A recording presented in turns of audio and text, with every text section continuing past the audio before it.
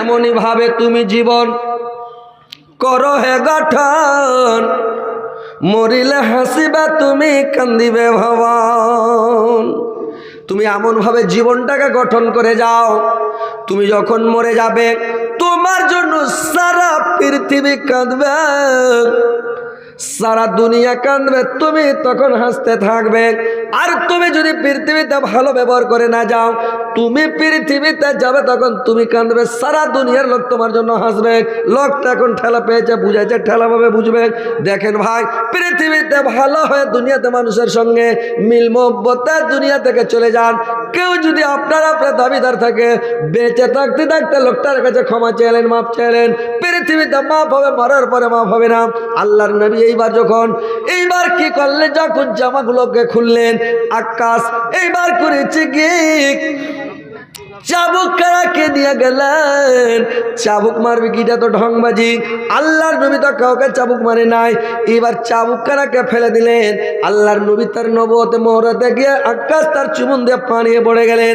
বললেন, নবী গো, আমাকে মাফ করে দেন, ক্ষমা করে দেন, আমি এটা বিশাল ভুল করেছি। আপনি আমাকে কোনোদিন মারেননি, আপনি কোনোদিন আমি খোলা গতরে ছিলাম না, আর আপনি চাবুকও মারেননি। আপনার আমি নবুয়তে মোহরা রাখার জন্য আমি এটা লালায়িত ছিলাম, আর আমার ইচ্ছা ছিল শেষ টাইমে নবীর আমি নবুয়তে মোহরা দেখবো এবং সেটাতে চুমন দিব।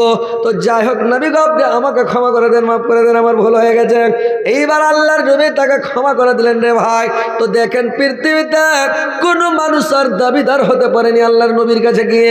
আল্লাহর নবীর কাছে যত সামানগুলো ছিল, আমানতের মাল ছিল, সব যেখানে সেখানে যার ছিল তাকে দিয়ে আল্লাহর নবী সবকে মানে করে দিয়ে আল্লাহর নবী এবার তৈরি হয়ে গেলেন।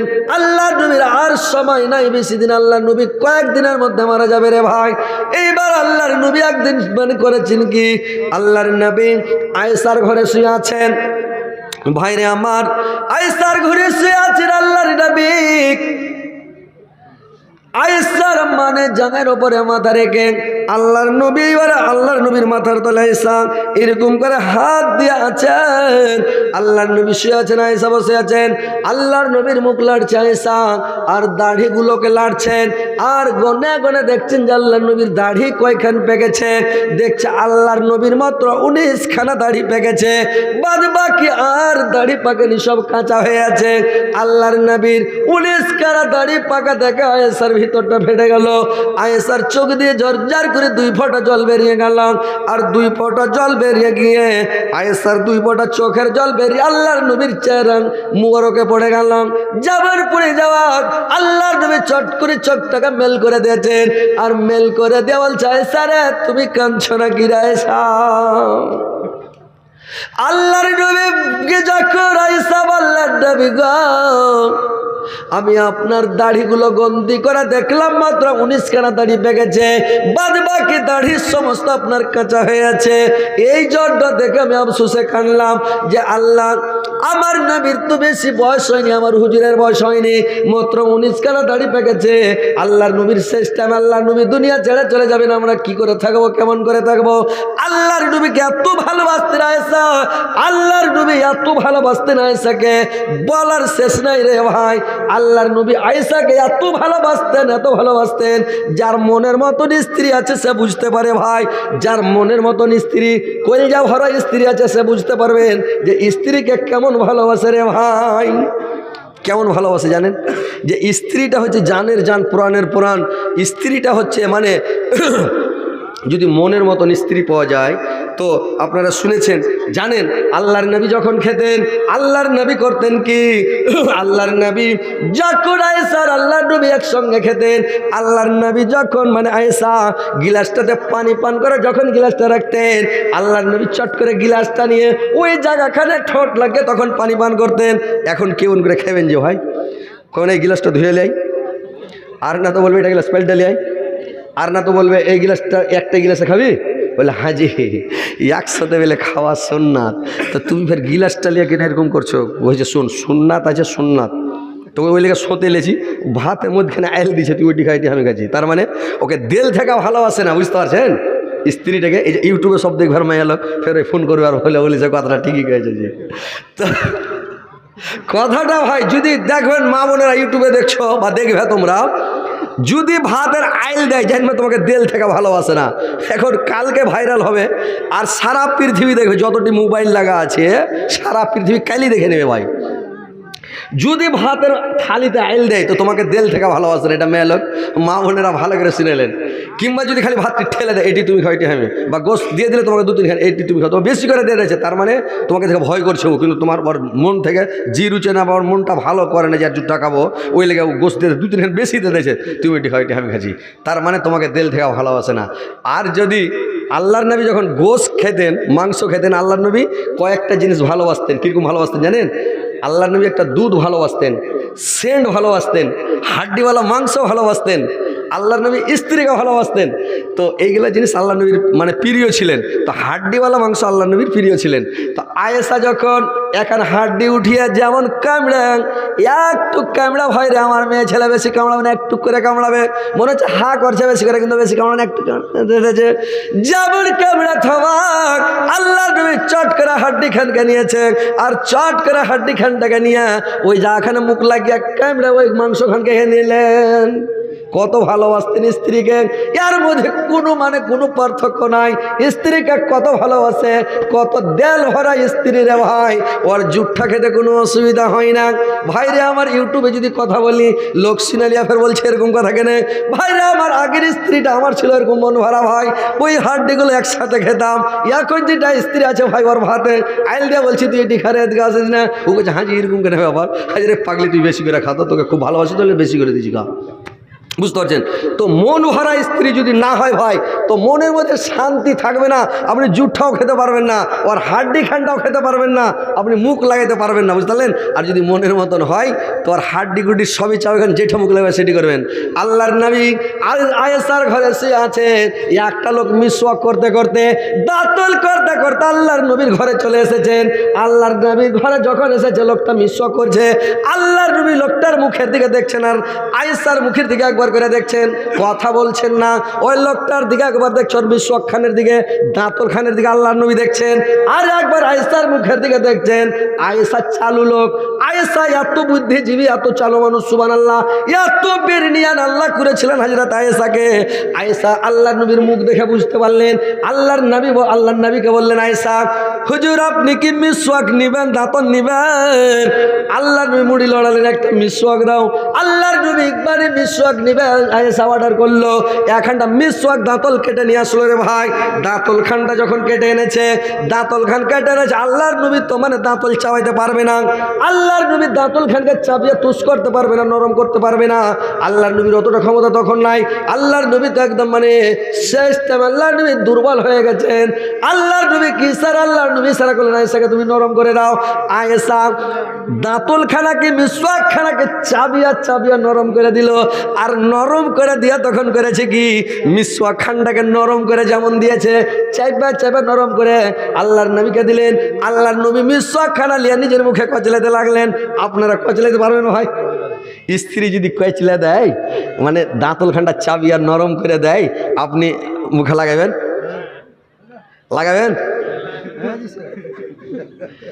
মুখে কইছেন, আর জিন্দগিতে লাগাবেন না? আপনি লাগাবে, 100-এর মধ্যে 1-2 লাগবে, যার হয়তো মন ভরা স্ত্রী আছে, হ্যাঁ, যার হয়তো খুব মন ভরা স্ত্রী আছে, খুব আরমান করে বিয়ে শাদী করেছে, ও লাগাইবে নাকি? আর যার ওইরকম হয়তো মন ভরা স্ত্রী নাই, ও জিন্দগিতে মুখে লাগাবে না। ও যদি চাবিয়ে দেয় লাগাবে। চামচটাতে চা খাইয়া দিচ্ছে তো, এই তাড়াতাড়ি ধো, গরম পানিতে ধো, তারপরে গরম পানিতে ধুয়ে দিচ্ছে, তারপরে মুখে লাগাই দিচ্ছে কি?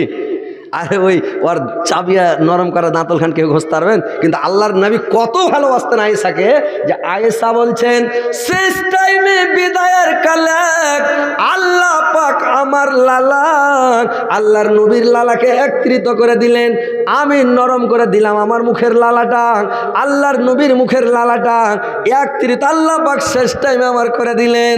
সুবহানাল্লাহ। আল্লাহর নবীকে যখন চাবিয়ে দিলেন নরম করে, আল্লাহর নবী মিসওয়াক করতে লাগলেন রে ভাই, দাঁতাল করতে লাগলেন। ভাইরে আমার, স্ত্রীকে ওরকম ভালোবাসতেন যেরকম আল্লাহর নবী ভালোবাসতেন। আল্লাহর নবী শুয়ে আছেন, আল্লাহর নবী আয়েশার ঘরে শুয়ে আছেন, আয়েশা বসে আছেন। এইবার করেছে কি, আল্লাহর নবীর দরবারে করেছেন কি ভাই, আল্লাহর নবীর দরবারে আবু বকর সিদ্দিক এসে বলছেন, নবী গো, আজকে রাত্রে আমি একটা স্বপ্ন দেখেছি গো নবী। বললে কি স্বপ্ন দেখেছো? বললে আমি আজকে রাত্রে স্বপ্ন দেখলাম যে আমি দেখলাম আমার মেয়ে হযরত আয়েশার মাথার কাপড়খানা গড়ে পড়ে গেল, মাথার কাপড় খানটা পড়ে গেল। কি ব্যাপারের তাবির করুন তো বলুন তো নবী গো। আল্লাহর নবী বললেন, আবু বকর স্বপ্ন দেখলেন যে আয়েশার মাথার কাপড় পড়ে গেল, তার মানে আয়েশা অচিরেই বিধবা হয়ে যাবে, আমার আর বেশি টাইম নাই, আমি মারা যাব। এই জন্য আয়েশার মাথার কাপড়টা পড়ে গেল। আপনি সত্য স্বপ্ন দেখেছেন আবু বকর। হযরত উমর এসে বলছেন, নবী গো, আজকে রাত্রে আমি স্বপ্ন দেখলাম গো নবী, এই স্বপ্নটার তাবির করে দেন তো নবী গো। বললে কি স্বপ্ন দেখেছো উমর? বললে আমি স্বপ্ন দেখলাম যে আমার আদালতটা হালকা হয়ে গেল, আমার আদালতটা আর ভারী হয়ে নাই, ভার হয়ে নাই। আল্লাহর নবী বললেন, উমর তুমি সত্য স্বপ্ন দেখেছ, আমি যখন মরে যাব তোমার আদালতটা হালকা হয়ে যাবে। আল্লাহর নবী যতদিন বেঁচে ছিলেন বিচার সালিসে বসতেন, বিচারটা একেবারে ভারী হয়ে যেত। উমারের বিচার মানে কাইটা বসে যেত। উমার যেটা বলতো একবারে রাইট বিচার। একটা ইহুদির বাচ্চা আল্লাহর নবীর দরবারে বিচার এসেছে, আল্লাহর নবী বিচার করেছে, মানে ওর বাপের জিত করেছে, বেটার হাইর করেছে। এইবার লোকটা যা করেছে কি আল্লাহর হযরত উমারের কাছে বিচার দিয়ে দিয়েছে। এইবার চাংড়াটা যে যখন উমারের কাছে বিচার দিয়ে দেওয়া, কিনে তোমরা এগুলা করতে লাগলে ছেড়ে দেবো। ও বলে চার্জ শেষে খালো, মানে তোমার কট বিষ দেখে বলছি ছেড়ে দেবো, আর না তো 2-4 মিনিট বসে না, আর একটু শুনে 2-4 মিনিট ছেড়ে দেবো।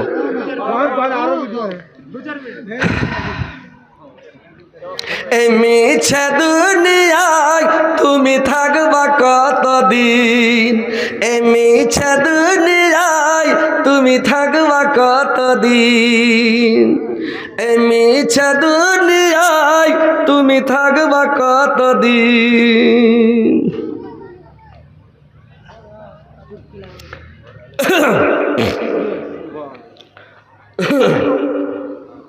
এবার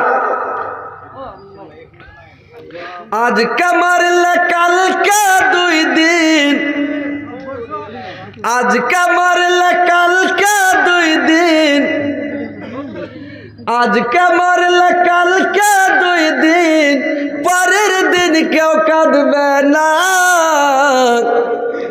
যাদের জন্য করলা কামাই মরলে তারা চিনবে না, যাদের জন্য করলা কামাই মরলে তারা চিনবে না।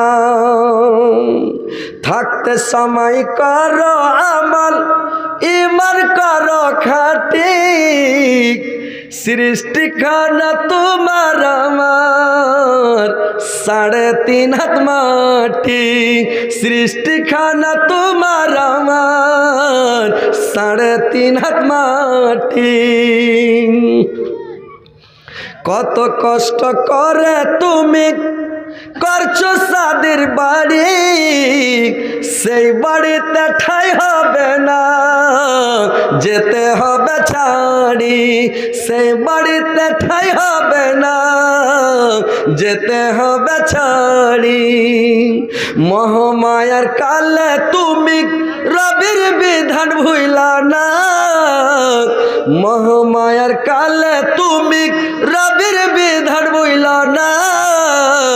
পাপ পুণ্যের হিসাব নিবে একদিন মালিক রব্বানা, পাপ পুণ্যের হিসাব নিবে একদিন মালিক রব্বানা, পাপ পুণ্যের হিসাব নিবে একদিন মালিক রব্বানা। থাকতে সময় করো আমল, ঈমান করো খাঁটি, সৃষ্টিখানা তোমার আমার 3.5 হাত মাটি, সৃষ্টিখানা তোমার আমার 3.5 হাত মাটি। আন্ধার ঘরে থাকবে পড়ে আন্ধার ঘরে থাকবে পড়ে ছাইড়া তুমি সব কেউ রবে না তোমার সঙ্গে থাকবে সেদিন রব কেউ রবে না তোমার সঙ্গে থাকবে সেদিন রব কেউ রবে না তোমার সঙ্গে থাকবে সেদিন রব এই মিছে দুনিয়ার মায়ায় তুমি খড়িকের ঠিকানা মিছে মায়ার দুনিয়ায় খড়িকের ঠিকানা